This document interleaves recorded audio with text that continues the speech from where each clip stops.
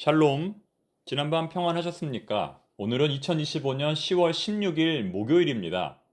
이 시간 주시는 하나님의 말씀은 스가랴 3장 1절부터 10절까지입니다.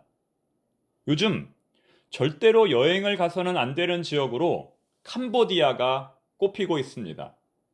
캄보디아에서의 한국인 납치 신고 건수는 2023년까지는 연간 20건 이하였지만 작년 2024년에는 220건, 올해 2025년에는 330건으로 크게 늘었습니다.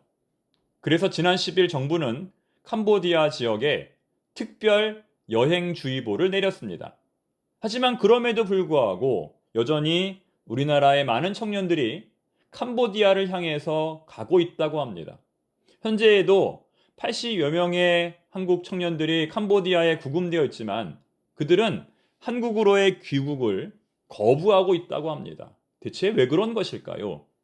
한 뉴스의 기사를 읽어드리겠습니다. 제목은 왜 젊은이들이 캄보디아로 가고 있는가입니다.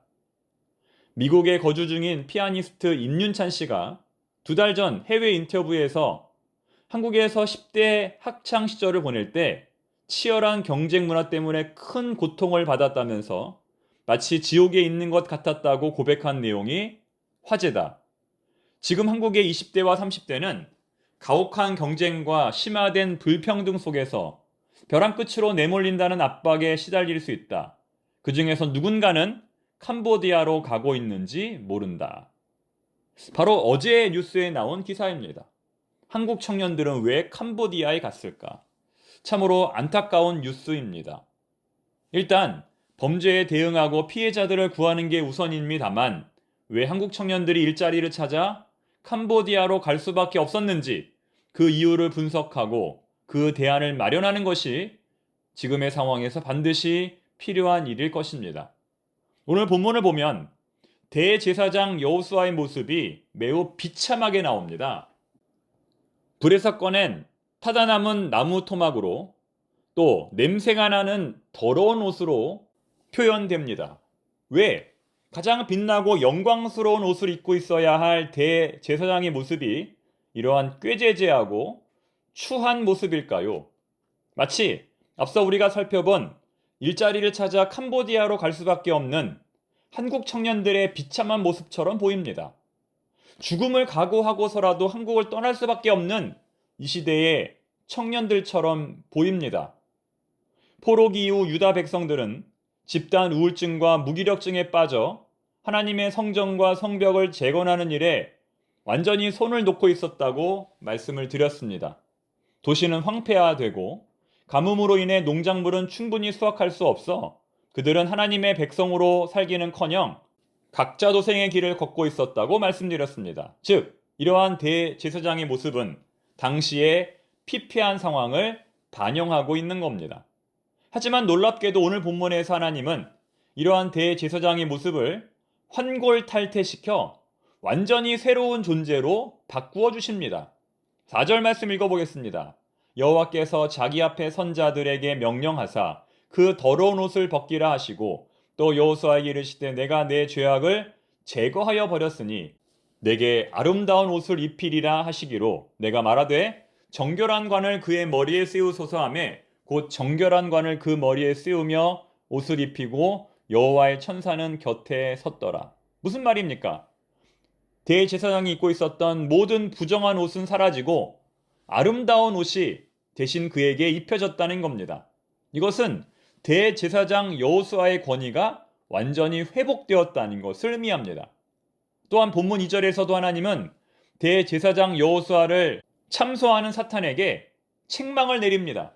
여호와께서 사탄에게 이르시되 사탄아 여호와께서 너를 책망하노라. 예루살렘을 택한 여호와께서 너를 책망하노라. 이미 하나님은 예루살렘을 회복하시기로 작정하셨기 때문에 아무리 사탄이 여호수아를 참소하고 비방해도 소용이 없다는 겁니다. 다만 대제사장 여호수아가 지켜야 할 것은 하나님의 말씀입니다. 이것은 모든 하나님의 백성들에게 주어지는 공통적인 필수 사항입니다. 이 율법책을 내 입에서 떠나지 말게 하며 주야로 그것을 묵상하여 그 안에 기록된 대로 다 지켜 행하라. 그리하면 내 길이 평탄하게 될 것이며 내가 형통하리라.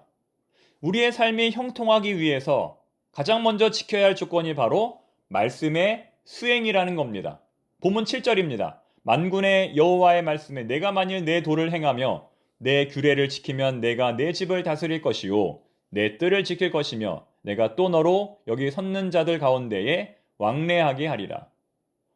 하나님의 성전이 회복되려면 무엇보다 먼저 그 성전에서 일하는 대제사장의 권위가 회복되어야 합니다. 그리고 그 성전에서 하나님을 예배하는 자들의 삶이 변화되어야 합니다.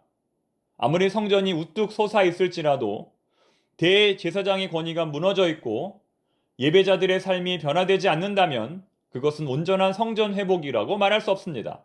그렇기 때문에 오늘 본문에서 하나님은 성전 건축을 하기 전에 먼저 대제사장의 권위를 회복시키시고 반드시 말씀을 수행하라고 권면하는 것입니다. 본문 8절 이하의 말씀은 미래를 향한 하나님의 기대입니다. 과연 하나님은 이 유다 백성들을 보시면서 미래에 대하여 어떤 기대를 가지셨을까요? 첫 번째는 너희들 자신이 하나님의 증거가 될 것이라는 기대입니다. 8절 말씀.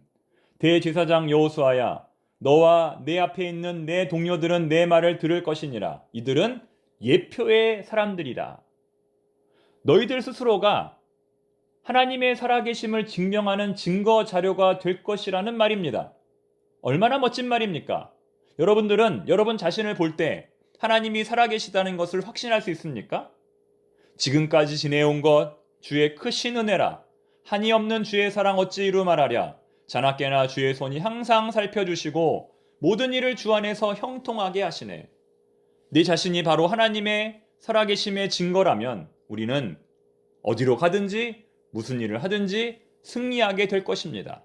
두 번째 기대는 메시아의 도래입니다. 8절 끝부분 말씀.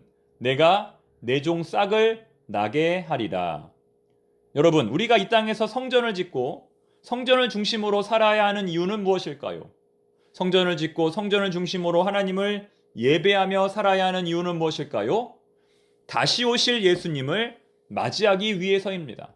이제 곧 재림하실 예수님을 영접하기 위해서입니다.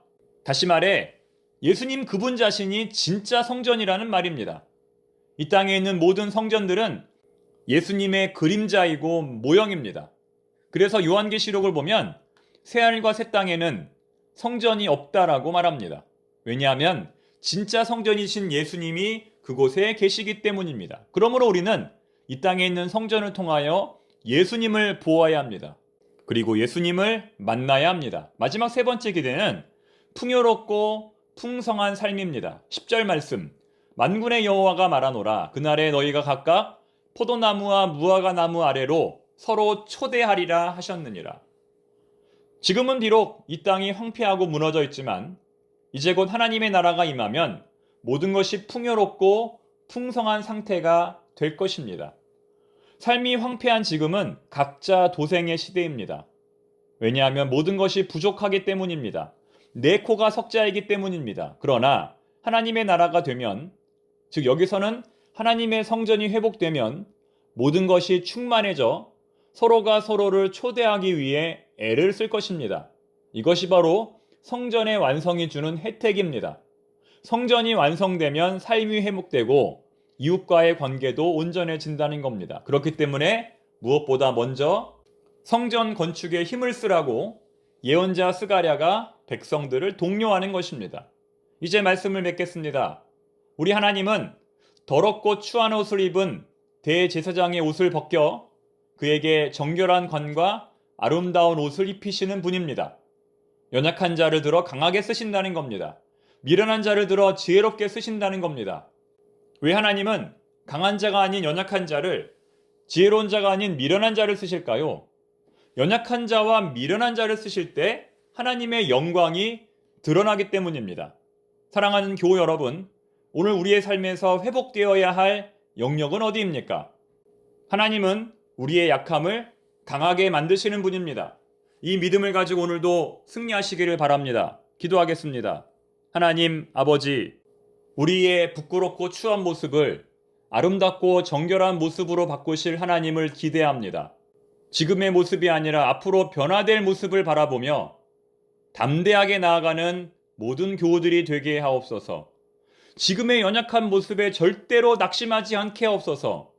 우리 자신이 하나님의 살아계심의 증거가 되게 하옵소서. 예수님의 이름으로 기도드립니다. 아멘.